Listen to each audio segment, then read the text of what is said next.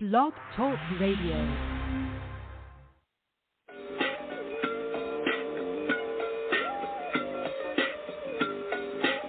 Yo, what's up, world?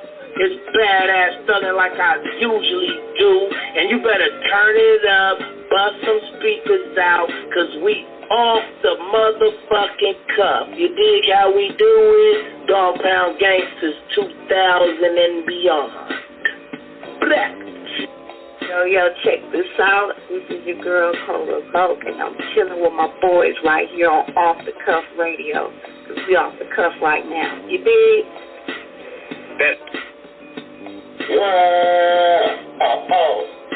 What's up? It's your boy Lil Yap from UNLV, bragging up from the river, cooling with my homies and my family at Off the Cuff Radio. Y'all be sure to tune in on Fridays and get the latest scoop and find out what's happening. You heard me? Tiffany Mavon. And it's Queen Kaze, your girl favorite bartender. And we're from Sex on the Rocks podcast. Alright, you're now tuning in to Off the Cuff Radio. Yeah, because they keep representing that real hip-hop. Yo, much love. Alright. Y'all, this is Miss Irresistible giving a shout out to the livest show on Friday nights Off the Cuff Radio, and I'm live from the 704. Make sure y'all tune in for the blazing hot music. Hey y'all, this is Stacia Lachey giving a shout out to King Eric and Off the Cuff Radio. What's shaking, y'all? This is the Grand, one half of Lost Cause and 1/3 of that drive time thing. Sending my love to the homies over at Off the Cuff Radio. Tune in every Friday night for some real deal hip-hop conversation. These dudes are the connoisseurs of this thing. You already know what it is. BX Stand Up, HUD City, we're shaking. Peace. Yo, this is No Fresh to Dine, and y'all tuned in to the most raw, uncut show on radio, the Guillotine Team, Off the Cuff, and yo, Eric, ScanMan, off of these clowns' heads.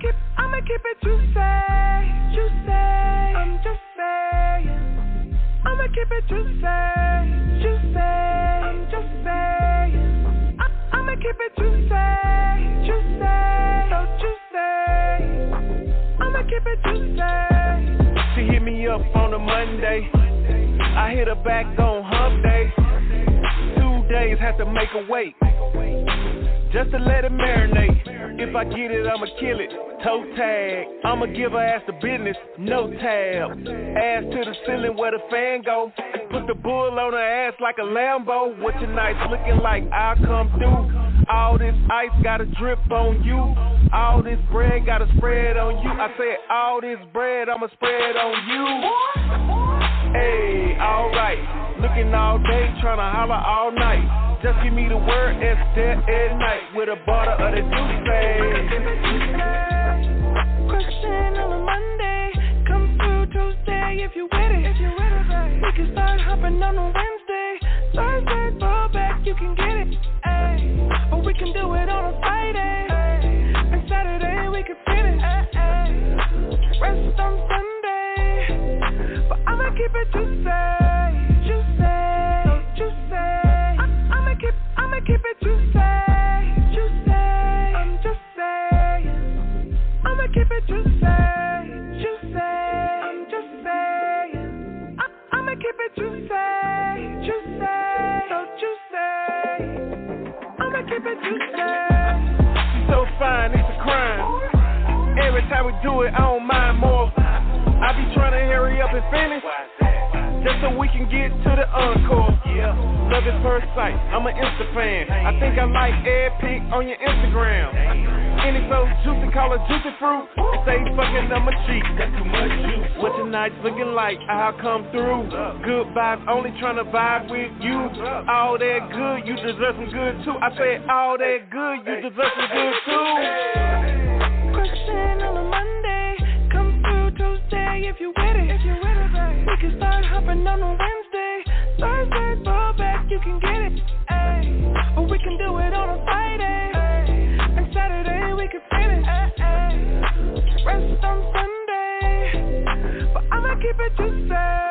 So juicy. I'ma keep it juicy. I'm just saying. I'ma keep it juicy. I'm just saying. I'ma keep it juicy. So juicy. I'ma keep it juicy.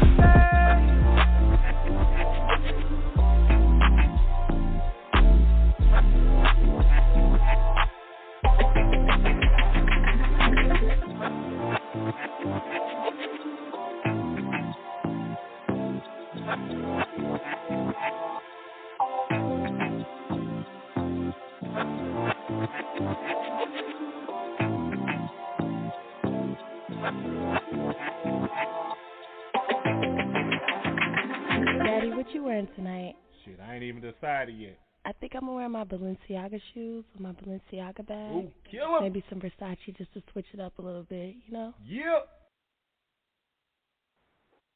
Yeah, what it is, man. This your man King Eric, the media assassin. You're now tuned in at episode 379 of Off the Cuff Radio. We on the verge of hitting that 400 marathon real soon. Sponsored by Da Vinci Clothing. We got the Da Vinci Level Up Instagram page going. Sponsored by Jesse's Boutique. Sponsored by Core Financial, Buddy Boy Entertainment, as well as Screwball Radio. You can catch that every Saturday night at 9 p.m. Eastern, 6 Pacific, 8 Central Time. And big shout out to my co-hosts in Spirit Team Match with the Facts, LR the Sandman, and Candace Cooper. And tonight's show is a dope one right here. That jam you just heard was juicy, courtesy of my guest of the hour right here. Now, I don't know if this is him or not. I'm going to roll the dice on here. But nevertheless, to talk about up-and-coming projects, to give us a background history of where he came from and where he's going production-wise, rapping-wise, I'm going to take a risk here. We got S.Fresh in the building, y'all. Yep. Hey, what's up? What's good, man? I had to make sure that I didn't know if it was you or not, so I had to make sure my intro was a bit calculated. Right. Yep, it's me. That's fresh. Yes, sir, man. Welcome to the show, brother. Welcome to the show, man. How you doing tonight, man? Oh man, I'm blessed. Been getting things together, making history happen. Yes, indeed, man. So tell us what's been happening. Like, any new projects you have in the work coming out for 2021? Oh yeah, I'm working with my homeboy ScanMan. You know, he been in the game for quite some time. He was, rocking with the 3-6 Hypnotized Camp, Memphis. Mm-hmm. I recently linked up with him within the last couple of years. We've been doing quite a number of projects together, but this one we got coming out, it's gonna be hot. Definitely, man. And working with ScanMan, I mean, that's a solid brother right there. Big birthday shout to him and MC Mack. What was it like working with those guys, and how did it fuel your creativity? Oh, it kind of works perfect, you know what I'm saying? Because I always grew up, I grew up listening to, Memphis music. I don't know how I got hip to them. Mostly in high school, back in 2003, rolling high school, just listening to old school 3-6 Mafia, 8 Ball, NJG, stuff like that. And then I figured, I made my production kind of like, I based my production off of that, and a couple more, inspired people. But for the most part, everybody says I got like that Memphis bounce. Yeah, so working with sound, them, it's like that's really nothing. Yeah, it's that classic Southern regional sound from the 90s, because you could tell what was Memphis and what was Atlanta and what was Texas. That was what was beautiful about that period. Like, everybody had their own signature sound. Exactly.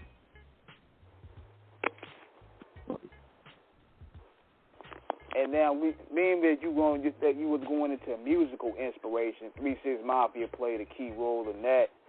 And to get our audience up to peer about who you are, where you originally from, man, and how'd you get started? Oh, I'm from Dayton, Ohio. Okay. So, they got, a whole bunch of, like, very, talented artists out here. And, I feel that they kind of helped in the creation of the West Coast sound, They got Zapp and Rogers,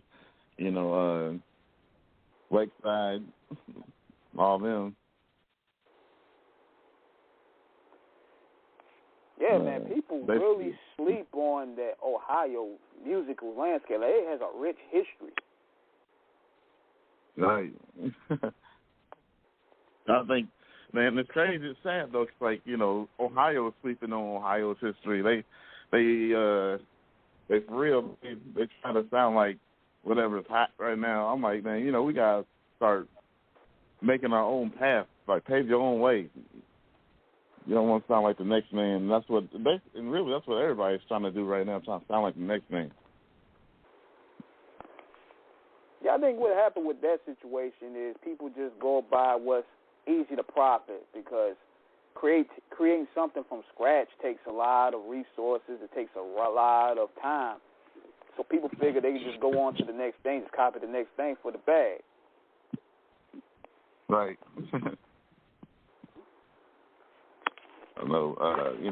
Which is kind of sad, because it's kind of like killing, like, for me, it's killing the lust for music. Like, I always like to hear the new, something new, Exactly, because that's what keeps that creativity going. That's what fuels creativity. Is like when you start seeing people with their own signature sounds, you looking at it like, man.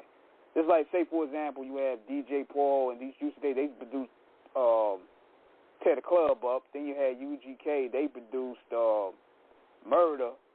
Like, all those signature sounds, it was distinctive. And they were like, man, I could just step it up like what these guys is doing. Exactly.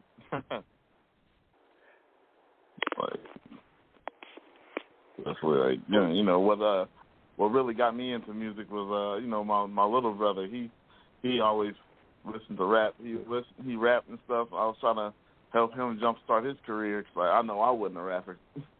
But I played in the high school orchestra, so I kind of knew about music theory and all that stuff. So I started listening, getting inspired, trying to figure out how to get make the beats, how the creation process went. And about 2003, like right after high school, that's when I started to try to take full effect on a music career. Now, of course, every producer, they have their top 5 albums that kind of like influence them to create a sound or be innovative. Like, what were your top 5 albums? It could be any genre. Oh, any genre? Oh, well, I know one of my top 5 was that 3 6 Mafia, When the Smoke's Clear, 66, 61.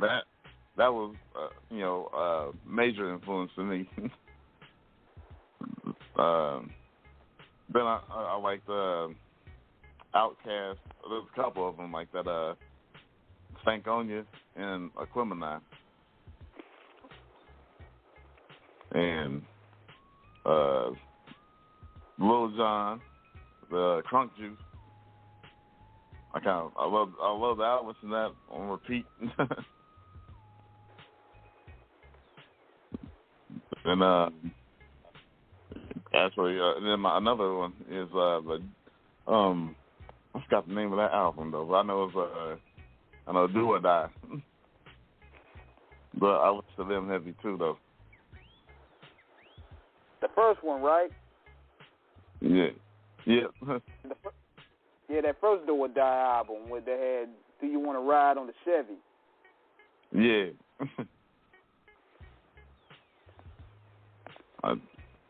I always have all of them is on repeat, while I'm driving around. Just trying to find something else or something new that I can tweak within my style.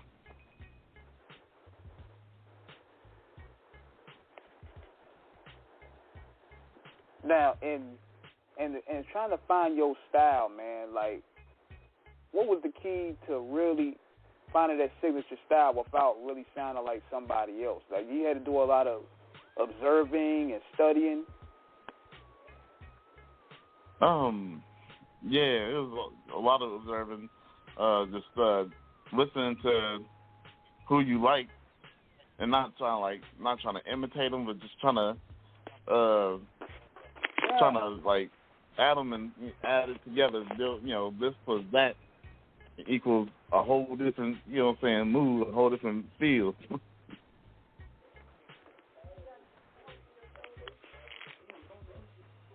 Then I try to throw my little back, my musical background in there.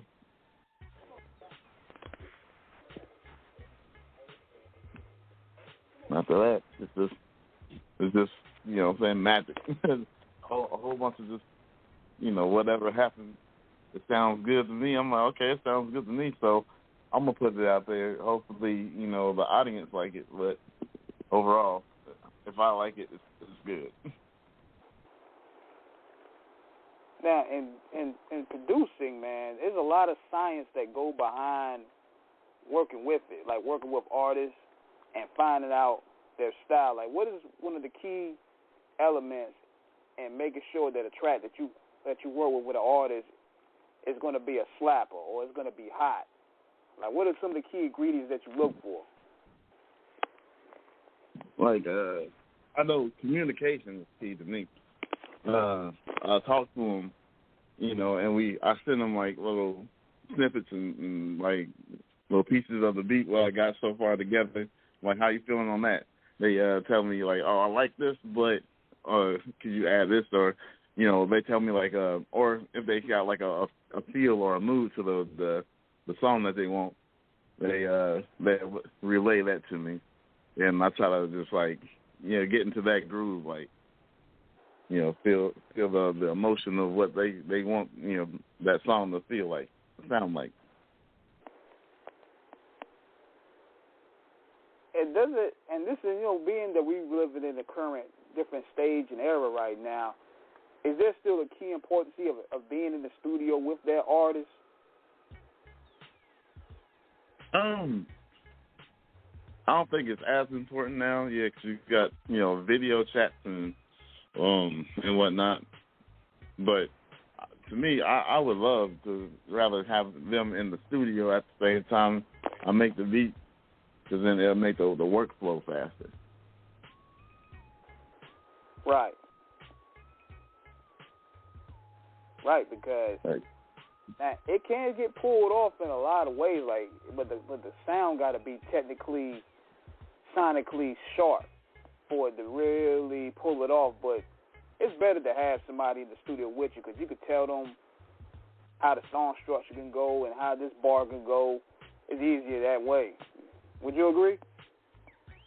Yeah, totally, 100%. It definitely makes everything fluent, because that's exactly when I started out. We used to have my little cousins and everybody. We sit in the studio. I start a little something. They say, no, go take it like this, make it like that. All right. So we changed it up till we like it, and it's perfection. I love it.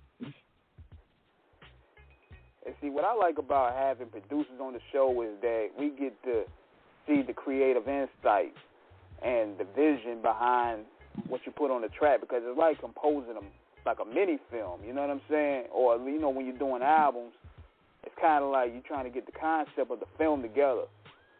Do you sometimes approach that with that mindset? Yeah. As soon as, especially like if they tell me like what title their whole album is, they gives you like a theme to work around. Like say, you know, like ScanMan when he did his last album, you know, I was like, all right, I'm gonna work around how the album is supposed to feel, how it's supposed to sound, you know, Death Awaits. So I'm thinking, you know, saying like a gritty, you know, neat post-apocalyptic, you know, saying type beats and stuff like that. Mhm. So it's just definitely that definitely helps.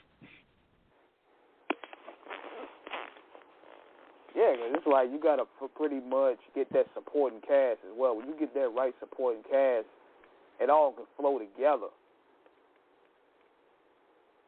Mm-hmm. Yep. And looking at some of your resume of some of the people you work with, one of the most noteworthy people on your catalog was working with Rick Ross. Like, how do you make that connection happen?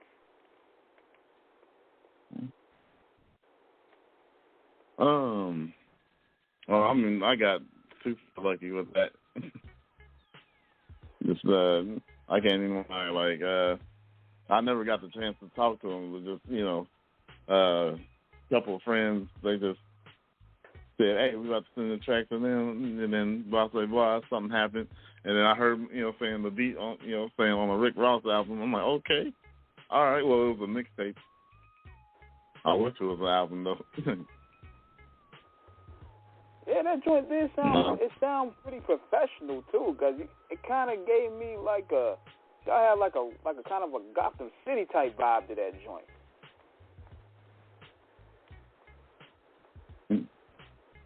I mean, I've been working on my craft for a little bit, you know, so I just, you know, but like I said, I throw it out there. If I like it, I'm hoping people love it. Mhm. That's how I feel. I'm like, you know, I can't throw out nothing that I feel that is weak. I think that's what we have as you know, creators, is that sometimes you could be your own worst critic, because when somebody could look at it, it sound as hot to them, you look at it like, man, this shit is whack. I don't want to do it. A lot of, who knows, man, I'll probably say this, man, you probably got a lot of throwaways that's probably sound better than most niggas' hottest stuff. That could be, man. Like, but I'm still thinking, like, I'm looking way back. I'm like, how did Laffy Taffy become a #1 hit? But, you know, I'm like, hey, someone liked it, so everybody loved it.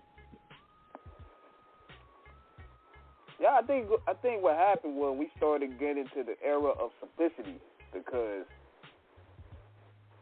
if you really look at how that joint was even made, and along with some of the music then, they were mostly made off of MySpace or Fruity Loops and stuff like that. They ain't even have access to the big studios for one. Right.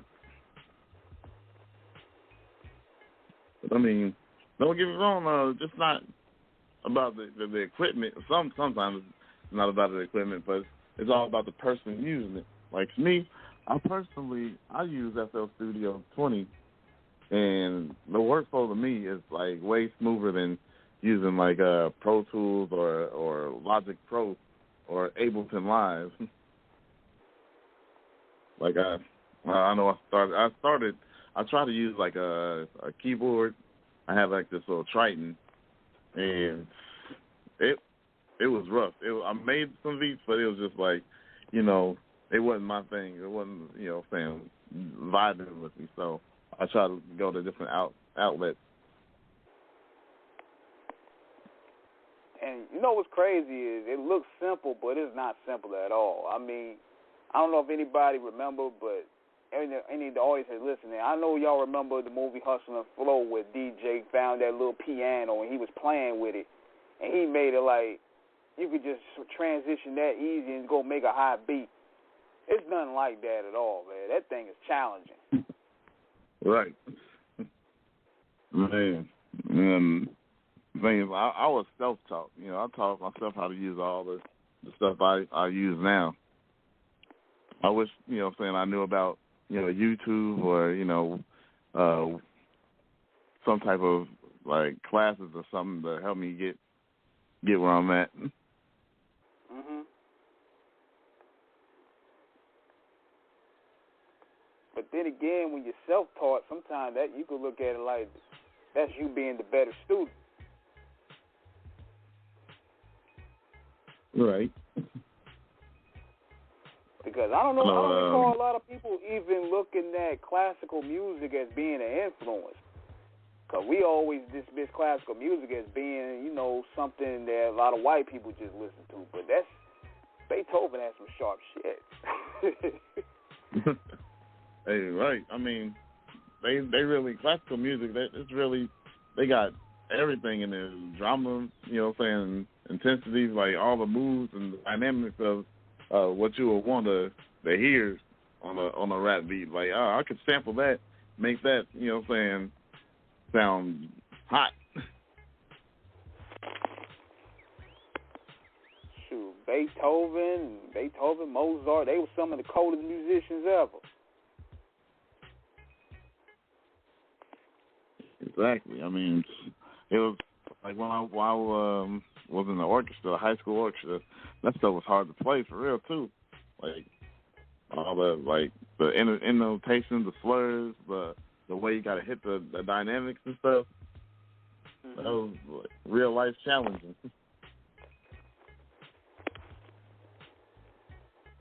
And not to mention,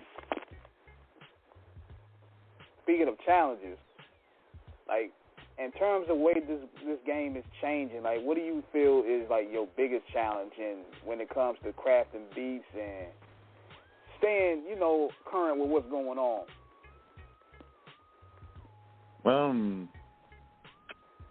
Me personally, auto-tune. I don't know, man. I haven't still really dealt with auto-tune. Like people, you know, trying to, hey, I want that auto-tune in my voice. You know, make me sing songy. I was like, you know, some people they overdo it. I'm like, man, I don't think you need it on every song. I don't think people need it in the first place for real. But hey, you know, I'm trying to get with the times. Keep that part of my opinion to myself.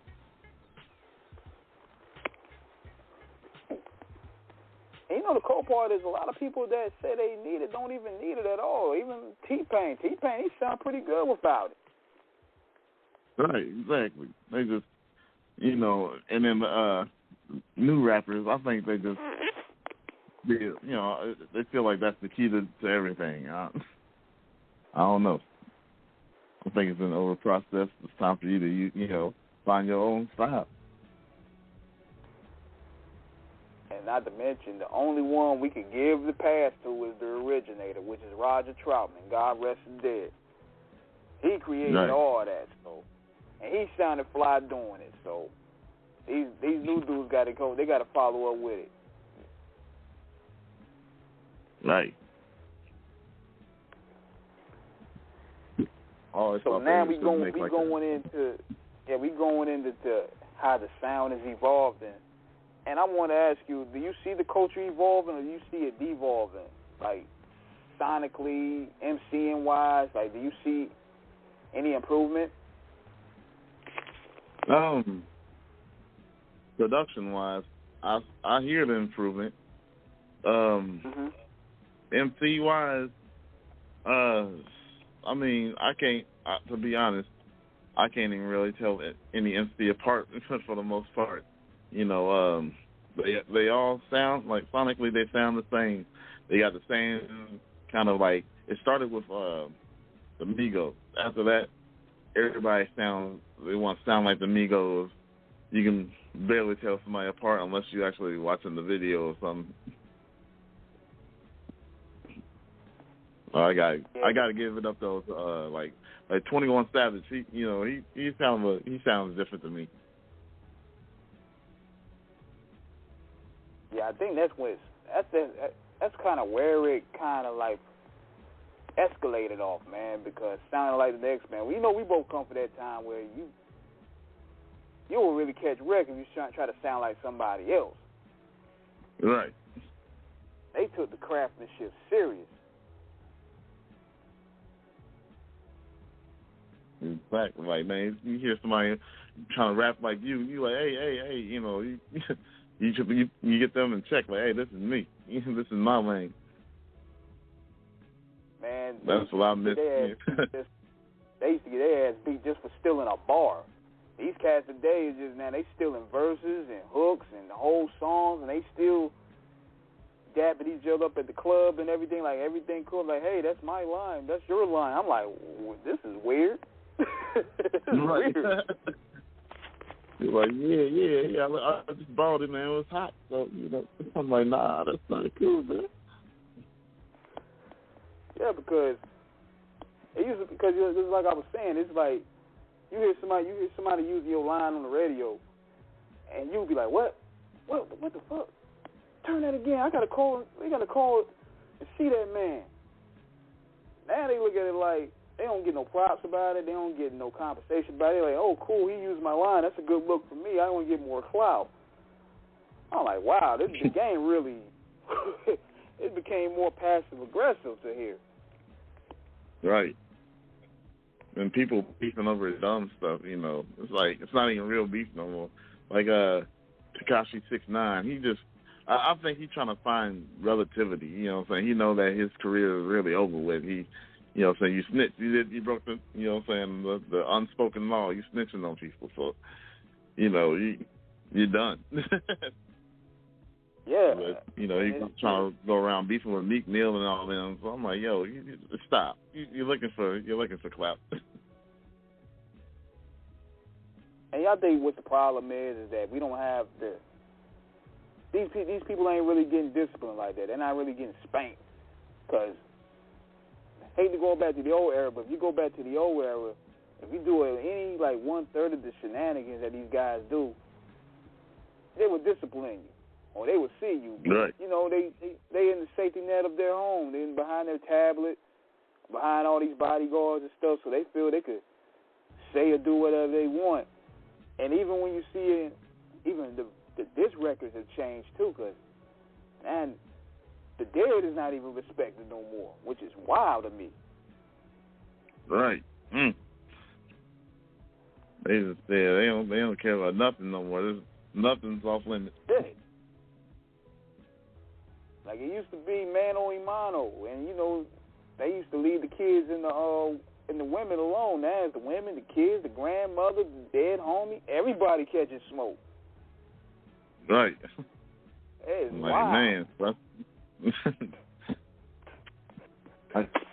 I'm like, I don't understand. I'm like, damn, okay, no mercy. That's true savage, I guess. And do you feel that social media played a key role in why you see these behaviors being more extreme than ever before? Oh, most definitely, man. Like, everybody could be a keyboard gangster now. You can just talk however you want to somebody. You ain't gonna get dealt with or nothing. They feel like, oh man, he all the way out here, so he ain't gonna come out and see me. So you can talk all that shit if you want. And on top of that, see, they got so much access to the internet real quick. They could Google the flight. They be like, oh, he'll be here 7 hours. By the time he drop down, I'm out of here. Right. Man, people, it's just sad nowadays. Like, half the game ain't even real no more. You just, a whole bunch of, what do you call them, people that blew up off of social media. And now people, the listeners following them thinking that, they hard or something. I'm like, nah, this is probably like your next door neighbor, chilling up in his house all day and portraying that he gangster. And the reason why we ask these questions a lot about entertainment with social media because it plays a key role in how the game then changed. I mean, for the pros and the cons, one of the pros is, it's easy to network with people and different artists. But for the most part, as you being a producer is, what are some of the cons that you feel that came with it? Now, I think, record label submissions are saturated, super saturated. I try to, earlier I try to, submit some demos. We not, accepting any submissions or solicitations. We got enough. We got our quota. I'm like, dang. I tried that with about 100, labels or music supervisors, stuff like that. Everybody wants to be a producer now, and I heard half the stuff that's on YouTube is trash. It's terrible. So, saturation is a big problem. It's a real issue. Yeah, that's what's crazy to me is I think we came to a society where people that participate still get rewarded. But now, it used to be a time where you had to pretty much be a master of your craftsmanship before you even step into the ring and you even call yourself a producer or a rapper or engineer or whatever, or even the nicest on the court. Now you're getting the reward just for participating, just for showing up. Right. It's like, so we got to pat the slow kid on the head like, yep, you did it. He just showed up with his jersey on, so yeah, he get a reward just for showing up.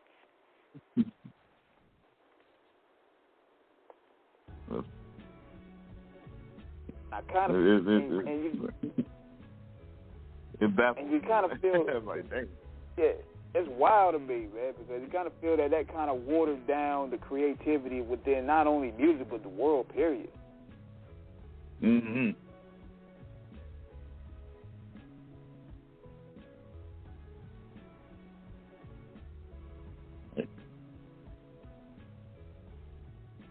I had to make sure the music was working. Everything good now. We still on the air. Got my man S.Fresh in the building. Episode 379. Call number is 516-531-9596. If you want to call and chop it up or leave a shout out, we on the live and direct. But yeah, man, it's just that we living in changing times, and we going with the slogan of adapting or perishing. You're doing a great job of adapting, though, but you're still putting the supply and demand for a lot of your production. And with what's going on with the day, what keeps you motivated to keep on partaking? Because I've seen a lot of niggas, they just give up, or they can't keep up with the times, or they get burned out and frustrated. What keeps you going? Just networking, I love trying to connect to a new person a day. Right. I got real lucky on linking up with ScanMan, Mack. I'm like, man, if I can link with them, I can, link with other people. Now I'm trying to get a bucket list, trying to find people who I always want to collab with, see if I can, make it happen. That's my goal every day.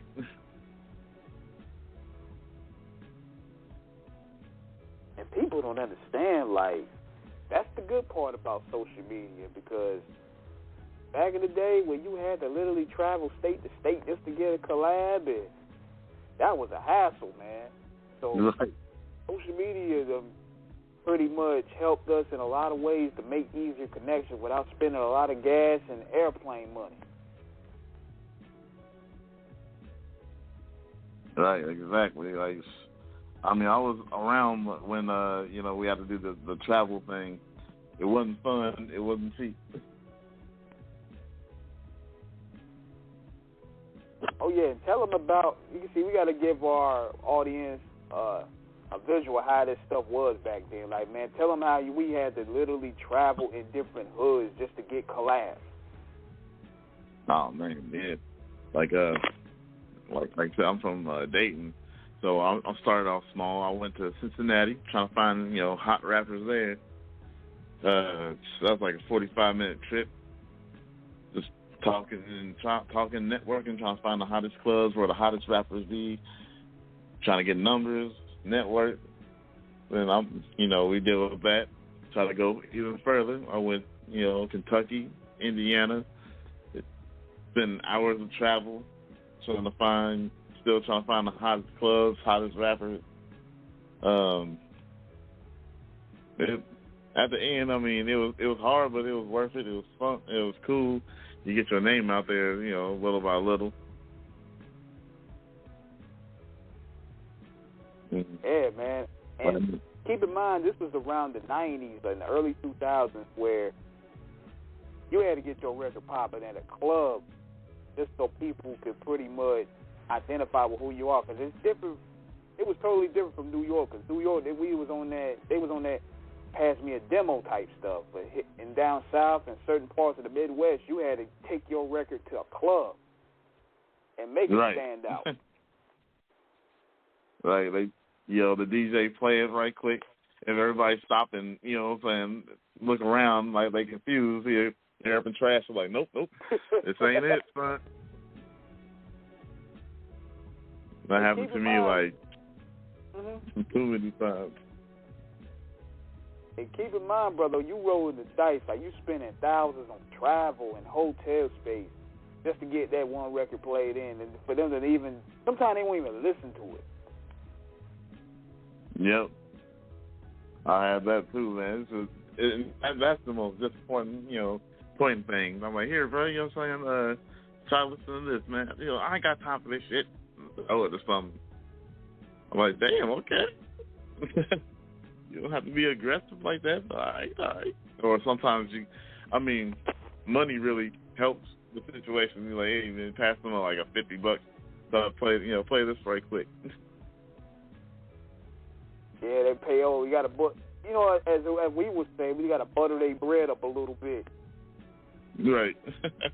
Make it worth their while.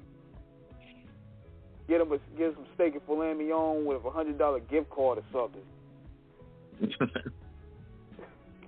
Right, man. I know in my city I got lucky, you know what I'm saying? One of my friends, he was a DJ. He was with the core DJs too. His name was DJ Scano. So we tell y'all youngins, man, y'all have it easy and compared to how we had it, man. All y'all can do is go over there, go on SoundCloud, record y'all beat, and just email it. You ain't had to go travel from state to state to state. On for the big time, is just throw your demo or throw your album in the trash. Man. This is a good era for networking though. The internet era just makes life easier. You can throw it in. That's how I found Fraser Boy just on this internet.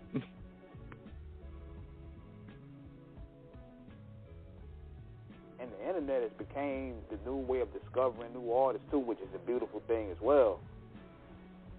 And we're familiar with the slogan now that you got to pretty much dig for new artists instead of having radio supply them.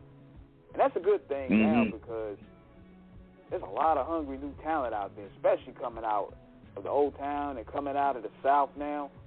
And the sounds is evolving. It's just a matter of them getting that push or that cosign. Right, that's all it needs. Some artists just need that little cosign to say, hey, you're gonna be the next one. And I hear a whole bunch of people that I wish I had the clout to really throw them out there like that. Or like the thing. Yeah. And this one question I'll be hearing from them. Yeah, I wanted to shoot you this one too. Like, how much of importance is having a good networking attitude versus having actual talent, because networking pretty much get a lot of people in the door. And we've seen a lot of people that had talent, but their networking skills wasn't up to par. So can you tell us the importance of having good networking skills in this industry? Oh, yeah. Networking is crucial. I mean, you know, you can always, I'm not saying you can fake it till you make it, because, you know, I tried that once. I tried it with Columbia Records. I said, oh yeah, I'm a big time guy and stuff like that. And then I went there. This is before I actually knew how to work equipment and stuff. He was like, all right, man, just jump on the keys and do your thing. I'm like, I was sitting there stuck, like, I mean, but the networking, my networking was hard. It got me there. It got me through the door for a second. But, you know, they kicked me out. That was a lesson learned. You know, you now I knew how to get back. Just I need to get the skills.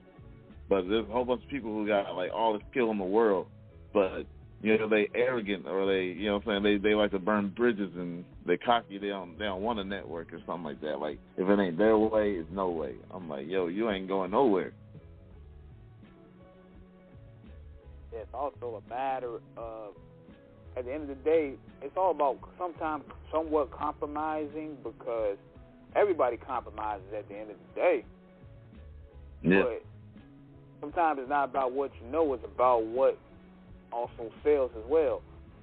And I remember when Dr. Dre, he said that you can tell within the first 10 seconds of listening to a track that you know is going to be a smash record. Now, is that true, or having that type of producer's ear?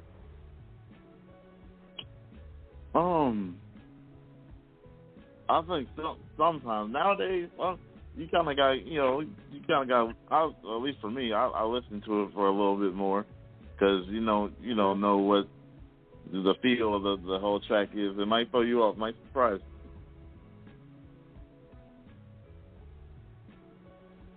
That's true.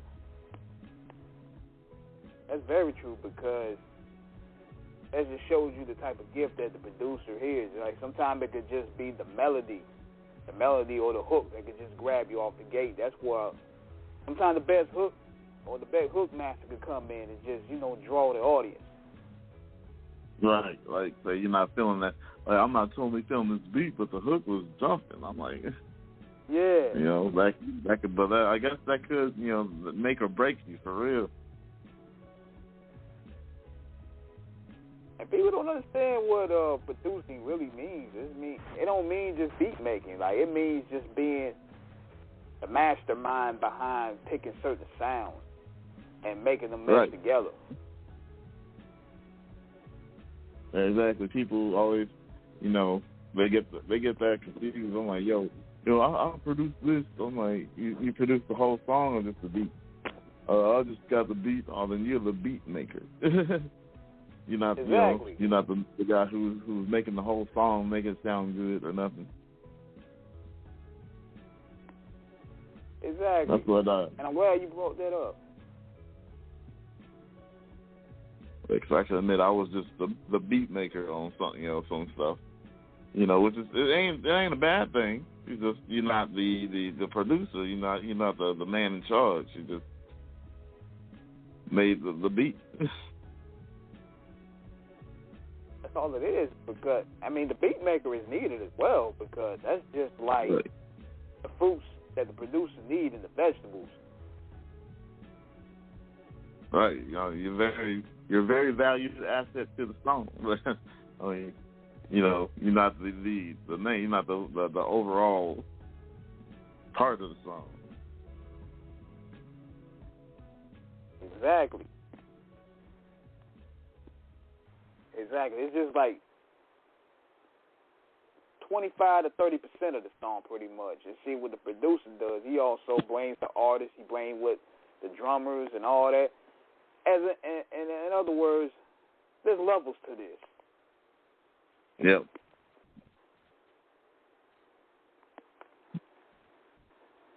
there's definitely levels to all this, man. So y'all getting a good lesson and learning the difference between beat making and producing.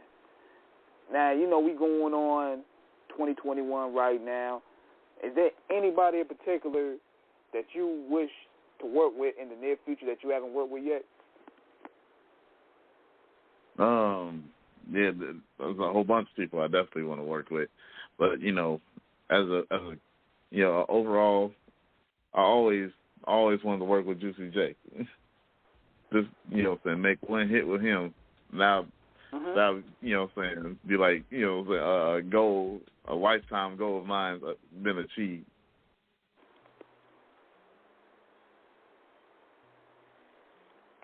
Oh, that's going to be some slap right there. And, you know, it goes to show you right there with the success that, you know, DJ Paul and Juicy J, they still doing it, that age shouldn't really matter in hip-hop. Right. Yeah, that's what killed me, too. Like, people like, man, you 40, you still trying to rap? I'm like, yeah, shoot, there's, you know, in all other genres, you know what I'm saying, there's a whole bunch of old people that just started. What's the problem? You think rap is a young person's game? I think it's anybody's game. You can, you know what I'm saying, depending on what you're talking about. Of course, you don't want to talk about, you know what I'm saying, being ratchet and all that stuff. You can, at that age, I'm like, you too old to be going out hitting and shooting out with people and stuff. I think it should matter only if it's I think it should matter only if that person is elevating the culture. Because, see, keep in mind, if you look at the 80s, it elevated to new levels. In the 90s, it elevated to the next level. That's where it should. I could say that it could stay a young man's sport, but if they're elevating it, y'all got to sit on the bench. The old timers got to come back out there. Yeah, definitely can dig that, though. But yeah, overall, to me, it's never too late.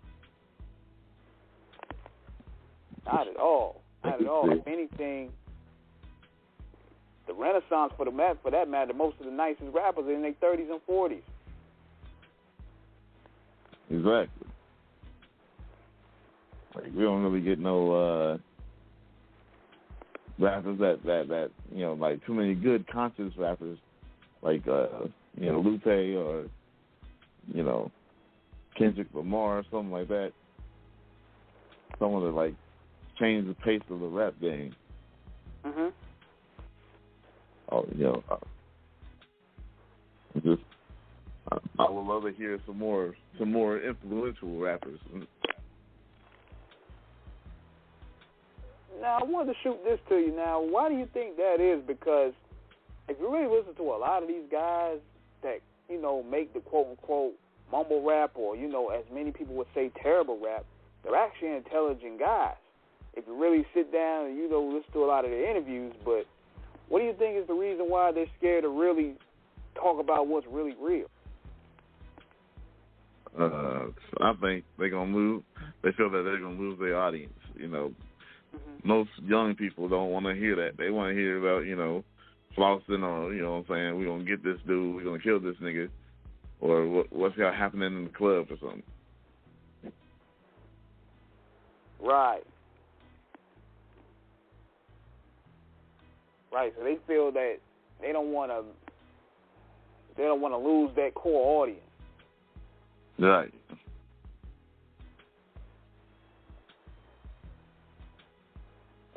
And you know what is also... Go ahead. No, so which is sad because, you know, I feel, you know, there's definitely a venue, you know, an avenue for a different style of rap. Something is missing in the game right now, and we need to find it. Especially with the way the world is shaping right now, if anything, that type of music is needed. Mm-hmm. And it kind of shows a reflection of how antiquated a lot of the culture really is, because it's like, damn, we had World War, within 2020 alone, that should have been nothing but straight up militant fire albums coming out. Like, we should have had more Public Enemies and Ice Cubes coming out of 2020 based on everything that happened then. Right. People had nothing but time. Feel like it up.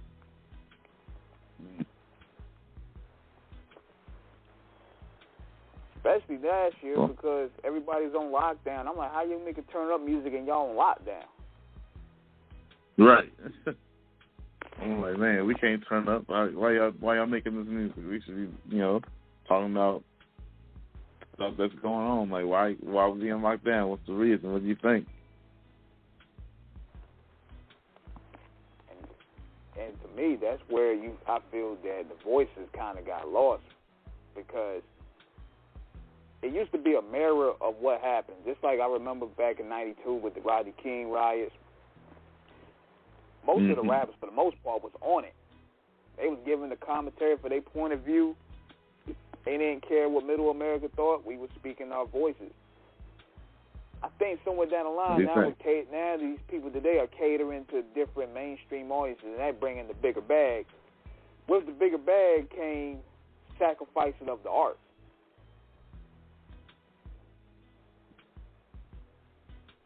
Like, I mean, people are scared. They're scared to lose that bag, so they definitely ain't trying. They ain't trying nothing. Y'all niggas ain't messing my bag. I can dig it. I can feel it though.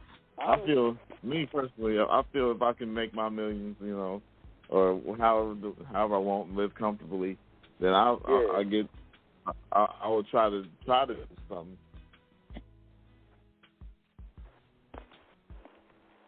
Right. I mean, you got to give, especially when these guys come from those neighborhoods. It's like, damn, those at least the people are born or something. Like, try to be diverse with this. Like, who turn it up and shooting 24 hours? Right. Like, the way these guys, they come in with even with the aggressive energy in the morning time. It used to be morning time when you could just that makes you feel good records like that. People trying to go to school, get their mind right. They come in with shoot 'em up, bang in the early part of the morning.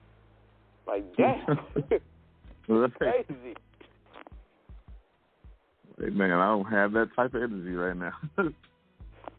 Nah, man. We just trying to get the point A to point B for, to get through the day. Right. Straight up, man. But nevertheless, man, we about to wind down, and we got about 3 more minutes to spare. It's fun. It's been fun chopping it up with you, man. So you have any shout-outs you want to give out personally? Oh, I'd like to give a shout-out to, my mom for creating me. Everybody in Dayton, Ohio, we all talented people. We trying to make it out, and I hope everybody makes it. So I'd like to give out shout-out to my label, Nephilum Muzicc. Got ScanMan. Got my boss Hussein. That's Rizzy. I think Dave Sinatra. Shout out to everybody, that mess with me. Shout out to Praise Boy, MC Mack, M Child. Everybody, Memphis, Tennessee, LA, California. If I miss anybody, right. If I miss anybody, yell at me at the end of the day. Just let me know.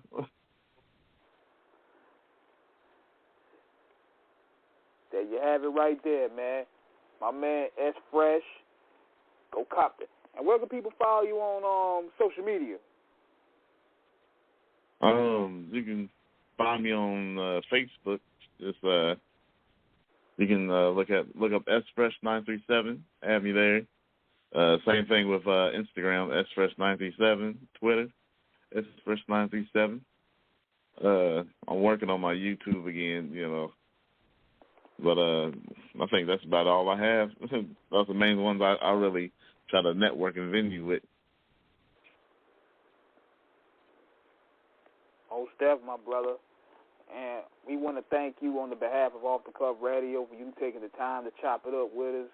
We got some great insight talking about what goes on behind the boards of producing and beat making. And we just leveled up on a lot of good game, man. And you're definitely welcome to come aboard. Anytime you have something to promote, you just want to chop it up, man, we definitely welcome. For sure. Definitely take you up on it. Definitely, man. We're going to stay in touch, bro. All right, man. All right, be safe, man. A big shout out to Deep Groove Entertainment, man, for putting this movement together, man. We're going to keep this thing working. So. Holla.